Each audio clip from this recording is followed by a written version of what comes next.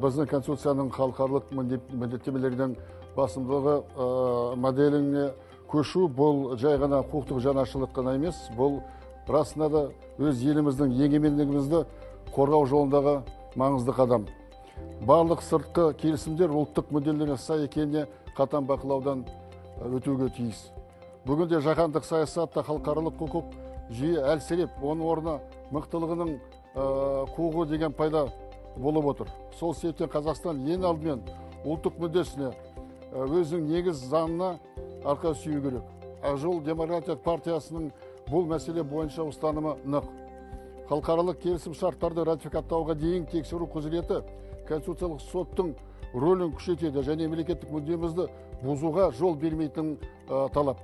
Мысалы, бұл норма табиғи ресурстарымызды сыртқа шығаруға мүмкіндік беретін жасырын халықтың жасырын механизмдерге тосқауыл қояды.